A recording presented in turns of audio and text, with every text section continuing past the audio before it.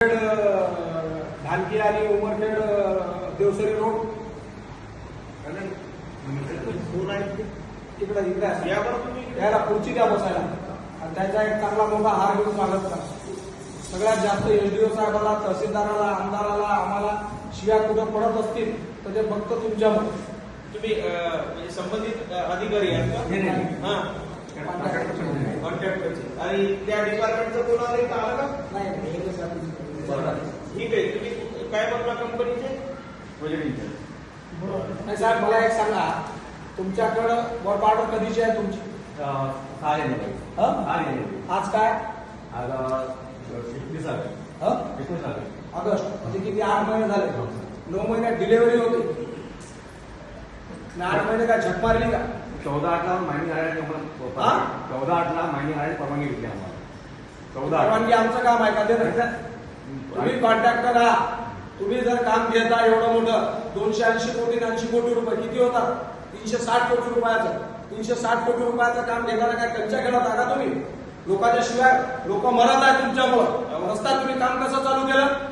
तुमच्याकडे जर तुमची मायनिंगची परवानगी नव्हती, तुम्ही रस्त्याचं काम बिडून देवसरी कसं चालू केलं? लोक पडत आहे तिथं, लोकांचे अपघात होत आहे, लोकांचे पाय तुटत आहे. त्याला कोण जबाबदार आहे?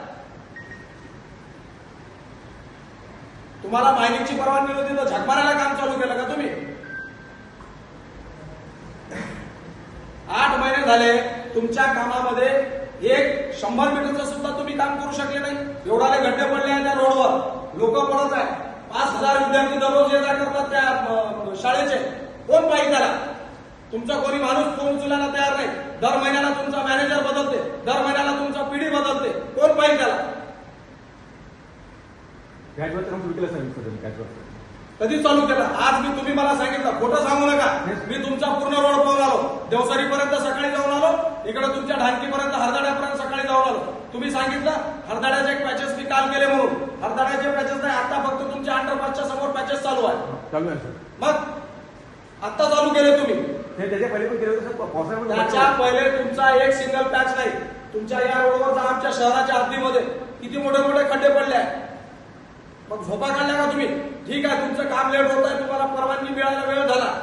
खड्डे मेंटेनन्स करणं तर हे काम आहे तुमचं. मग योग्य नाही तुमचं. तुमचं टर्मिनेट करा म्हणून आम्ही हे करणार आहोत. तुमचे ते कोण तुमचे प्रमुख आहेत त्यांना बोलून घ्या. मागे प्रमुख नाही, इथं प्रमुख हेच आहे. हे दोन्ही जे काम आहेत त्याचे इन्चार्ज हेच आहे त्या कंपनीचे. हे आता त्या कंपनीचे इन्चार्ज ठेकेदारचा मूळ ठेकेदार आहे. त्याच्यावेळेस बोलवा. मागच्या वेळेस आला तर